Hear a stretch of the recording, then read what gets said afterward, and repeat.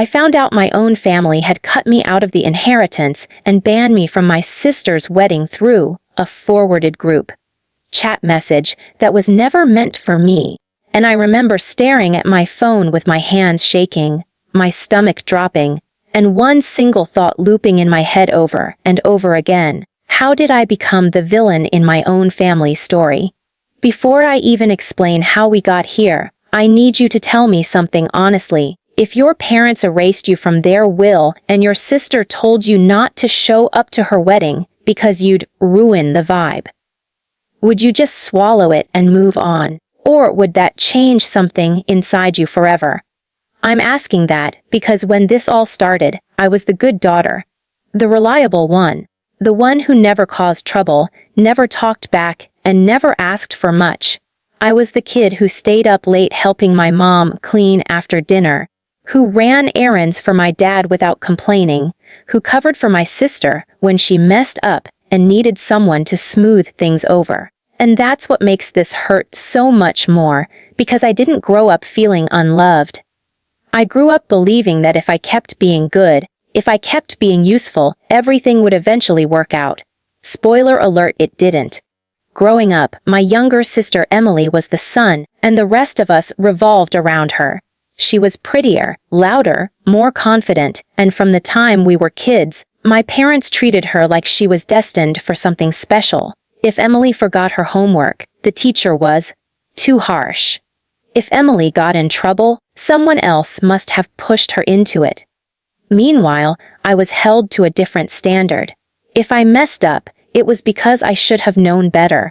I was the mature one, the responsible one, which sounds like a compliment until you realize it just means no one ever cuts you any slack. When we were teenagers, this difference became even more obvious. Emily got a car for her 18th birthday. I got a card and a lecture about saving money. Emily went to an expensive private college that my parents helped pay for. I went to a state school on scholarships and part-time jobs because, as my dad put it, you're independent. You'll be fine. And I believed him. I told myself it was okay because I didn't want to be a burden. I didn't want to ask for help. I thought being low maintenance made me lovable. After college, I moved back home for a year to save money. Emily didn't. She moved straight into an apartment my parents helped her furnish, and when I asked if they could help me with first month's rent when I eventually moved out, my mom said, "We've already done so much for you by letting you stay here." I swallowed that too. I always swallowed it. Things really started to change when Emily got engaged. She met her fiancé, Ryan, at a work event, and from the moment she brought him home, my parents were obsessed. Ryan came from money, not just comfortable money, but serious, generational wealth. The kind of family where everyone talks about investments at dinner and vacations are international by default. My parents' eyes practically sparkled when they talked about him. Suddenly, Emily wasn't just special, she was strategic. The wedding planning became the center of our universe. Every conversation revolved around venues, dresses, guest lists, and how everything had to be perfect. I tried to be supportive. I went dress shopping with Emily. I listened to her complain about table linens like it was a life or death issue. I even offered to help pay for small things here and there because I knew weddings were expensive. But slowly, I started to feel like I was being pushed out of the picture. At first, it was subtle. Emily would forget to tell me about planning meetings. Then it was comments like, "You wouldn't really fit with the bridal party vibe," said with a laugh like she was joking. Eventually, she told me I wasn't going to be a bridesmaid. That hurt, but I told myself it was her wedding and she could do whatever she wanted.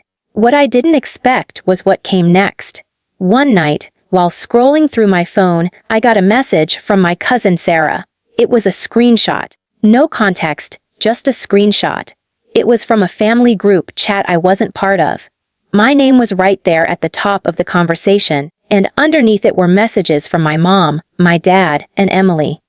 My mom had written, "We need to make sure she doesn't cause drama." My dad replied, "Agreed. It's not about her anymore." And Emily's message was the one that finally broke me. "I don't want her at the wedding. She'll just remind people of things we're trying to move past. Things we're trying to move past. I read that line at least 20 times, trying to understand what it meant. What things? What had I done? I called my mom immediately, my voice shaking, and asked her what was going on. There was a long pause on the other end of the line before she said, "We didn't want you to find out this way." That was when she told me I wasn't invited to the wedding. Not just that I wasn't in the bridal party, but that I wasn't welcome at all. She said it gently, like she was delivering bad news about the weather, and explained that Emily felt my presence would complicate things. When I asked how, my mom said, "You have a way of making people uncomfortable without meaning to." I hung up the phone and cried until my chest hurt. I cried because I felt embarrassed, because I felt disposable, and because somewhere deep down, a part of me wasn't even surprised. What I didn't know yet was that this was just the beginning. A few weeks later, my dad invited me over for dinner. He said he wanted to clear the air. I went, hopeful and terrified at the same time. After we ate, he sat me down and told me they'd updated their estate planning. He said it casually, like it was just another responsible adult decision. Then he dropped the bomb. They'd decided to leave everything to Emily. When I asked why, he said, "She needs it more." I laughed at that, a short, broken sound, because Emily was marrying into a millionaire family and I was barely scraping by. When I pointed that out, my dad frowned and said, "Money isn't everything. This is about family legacy." Apparently, I wasn't part of that legacy. I drove home that night feeling numb. I kept replaying every memory, every time I'd helped, every sacrifice I'd made, wondering where I went wrong. I stopped calling. They didn't notice. I stopped showing up for holidays. They didn't reach out. It was like, once they decided I was expendable, they erased me with frightening ease. What they didn't know was that while all of this was happening, my life was quietly changing in ways I never expected. About a year earlier, I'd met someone. His name was Daniel. We met by accident at a charity fundraiser I only attended because a coworker bailed last minute and gave me her ticket. Daniel wasn't flashy. He was calm, kind, and disarmingly normal for someone who, as I later learned, was incredibly wealthy. At first, I had no idea. He dressed simply, drove an older car, and never talked about money. We talked about books, travel, our families. When I eventually found out he was a self-made millionaire through tech investments, I almost broke things off because I didn't want to deal with that kind of imbalance. Daniel just laughed and told me, "Then don't. I'm with you, not your bank account." Being with Daniel was like stepping into a different world emotionally. He listened, he remembered small details. When I told him about my family, he didn't minimize it or tell me to just forgive and forget. He got angry on my behalf, but he never pushed me to confront them. He let me process things at my own pace. About 6 months after Emily's wedding, the wedding I didn't attend, the one I saw through carefully curated Instagram posts, I got engaged. Daniel proposed during a quiet weekend trip, just the two of us, and it was perfect. When I told my parents, my mom congratulated me in a text message with a smiley face. Emily didn't respond at all. As I started planning my own wedding, I made a decision that surprised even me. I didn't invite my family, not out of spite, but out of self-preservation. I didn't want to spend the happiest day of my life wondering who didn't want me there, who was judging me, who thought I was an inconvenience. Still, I knew this choice would have consequences. And this is where things really started to spiral. Before I tell you what happened next, I want you to pause for a second and really think about this. If you were cut out of your family's inheritance, banned from your own sister's wedding, and then finally found happiness on your own, would you feel obligated to extend an olive branch just because you should? Or would you protect your peace, even if it meant being labeled the bad guy? Drop your thoughts in the comments, because what happened after this decision changed everything, and it's where this story takes a turn I never could have predicted. The time my wedding invitations went out, I already knew I was crossing a line my family would never forgive, and the strange thing was that I felt more calm than guilty. I'd spent so many years twisting myself into shapes that made other people comfortable that choosing myself felt almost rebellious. Daniel noticed it too. He told me one night, as we sat on the couch surrounded by half-addressed envelopes, that I looked lighter, like I'd finally put something heavy down. I wish I could say that peace lasted, but the moment my family realized I was serious about not inviting them, all hell broke loose. It started with a phone call from my mom that I almost didn't answer. When I did, she didn't bother with pleasantries. She went straight to accusing me of being cruel, vindictive, and immature. She said people were asking questions, that relatives were confused about why they hadn't received invitations, and that I was embarrassing the family. I remember holding the phone away from my ear for a second, just staring at the wall, because it hit me how backwards the situation was. They had cut me out of their lives first, but now I was the villain for not pretending everything was fine. I told her calmly that I was doing what was best for me. That didn't go over well. She snapped that I was letting money go to my head, which was ironic considering they'd disowned me long before they knew anything about Daniel's wealth. When I corrected her and said my decision had nothing to do with money, she scoffed and said, "Well, you certainly married into it conveniently." That was the moment I realized she had already rewritten the story in her mind. In her version, I wasn't a hurt daughter protecting herself. I was a gold digger who'd gotten lucky and decided she was better than her own family. Emily finally reached out a week later. It was an email, not a call or a text, which somehow made it worse. She wrote that she was deeply hurt by my decision and that despite everything, she'd always considered me family. She said it would look bad if our parents weren't invited and hinted that Ryan's family had noticed the rift. Not once did she apologize. Not once did she acknowledge banning me from her wedding or cutting me out of the inheritance. The entire message was about how my choices affected her image. I didn't reply. For the first time in my life, I didn't rush to smooth things over. Daniel supported me completely. He reminded me that silence wasn't cruelty, it was a boundary. Still, the guilt crept in at night. Years of conditioning don't disappear overnight. I kept wondering if I was being too harsh, if maybe I should just invite them and endure the discomfort for one day. But then I'd remember the group chat messages, the way my dad had casually erased me from their future, and the doubt would harden into resolve. The wedding itself was everything I'd dreamed of and more. It wasn't extravagant in a flashy way, but it was undeniably elegant. Daniel wanted it to be about us, not a display of wealth, but there was no hiding the fact that money made things easier. The venue overlooked the ocean, the food was incredible, and every detail felt intentional. I was surrounded by friends who genuinely loved me, people who had shown up for me when my own family didn't. For the first time, I felt chosen.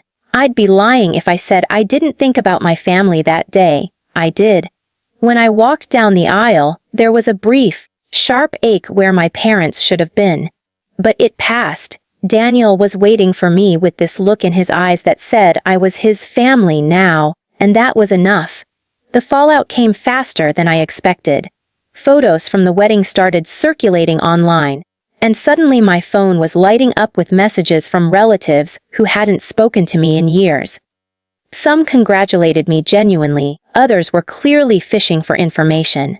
A few were outright hostile, accusing me of abandoning my parents and acting like I was ashamed of where I came from. I realized my parents had been talking, a lot. Then came the message that changed everything. It was from my dad. Short, formal. He wrote that he was disappointed in my behavior and that unless I apologized and made things right with the family, I shouldn't expect any kind of relationship going forward. I stared at that message for a long time before something inside me finally snapped. Not in anger, but in clarity. There was nothing left to salvage. The relationship he was threatening to take away had already been gone for years. I didn't respond. And for the first time, I didn't feel bad about it. Life moved on. Daniel and I settled into married life, and it was good. really good. We traveled, we built routines, we talked about the future. I went back to school part-time, something I'd always wanted to do but never felt secure enough to pursue. Daniel encouraged me every step of the way, never making me feel small or indebted. If anything, he made me feel more capable. About a year into our marriage, I found out through a distant aunt that my parents were telling people I'd cut them off after marrying rich. That narrative spread quickly, and for a while, it stung. But then something unexpected happened. People started asking questions. Some relatives remembered how I'd been treated growing up. Others noticed how one-sided the story sounded. Slowly, quietly, the truth started leaking out. The real turning point came when my grandmother passed away. She was my dad's mother, and she'd always been kind to me in a quiet way, slipping me extra cookies or telling me she was proud of me when no one else seemed to notice. When she died, there was another will reading. I almost didn't go, but Daniel encouraged me to attend, reminding me that this was about closure, not reconciliation. Sitting in that lawyer's office felt surreal. My parents barely acknowledged me. Emily wouldn't meet my eyes. When the lawyer read the will, I learned that my grandmother had left me a significant inheritance, separate from my parents' estate. It wasn't just money, it was a letter. In it, she wrote that she'd seen how I was treated, how I was expected to give more and ask for less, and how my kindness had often been mistaken for weakness. She said she hoped this gift would remind me that I deserved just as much as anyone else. I cried openly, right there in the office, while my parents sat frozen. For the first time, their narrative cracked. After that, things shifted. My parents reached out again, softer this time. They said they wanted to talk, to start fresh. Emily sent another email, this one vaguely apologetic but still careful not to admit fault. I took my time deciding what to do. Therapy helped. So did talking things through with Daniel, who never once pressured me either way. Eventually, I agreed to meet my parents, but on my terms. No yelling, no rewriting history, just honesty. The conversation was uncomfortable and emotional. My mom cried, my dad looked tired. They admitted they'd favored Emily, though they framed it as doing what we thought was best. They asked if we could move forward. I told them something they didn't expect. I said forgiveness didn't mean access. That I wasn't interested in pretending the past didn't happen, just so things could look normal again. I was open to rebuilding slowly, but only if my boundaries were respected. That meant no guilt, no manipulation, and no pretending I owed them something for being born into the family. Emily was harder. She struggled the most with losing control of the narrative. Our relationship is still distant, polite at best, and honestly, that's okay. Not every relationship is meant to be repaired. As for the inheritance my parents cut me out of, they eventually revised their will again, splitting things more evenly. By then, it didn't matter to me the way it once might have. I'd built my own life, my own security, and my own sense of worth. The money didn't feel like validation anymore. It just felt like money. Looking back, I realized the most painful part of this whole experience wasn't losing the inheritance or missing my sister's wedding. It was realizing how conditional my place in my family had been. I was valuable when I was convenient, invisible when I wasn't. And once I saw that clearly, I couldn't unsee it. If there's one thing I've learned, it's this. Choosing yourself will almost always upset people who benefited from you not doing that. And that doesn't make you wrong. It makes you brave. So now I want to ask you one last time, was I wrong for not inviting my family to my wedding after everything they did? Would you have done the same in my place? Or do you think family should always come first, no matter the cost?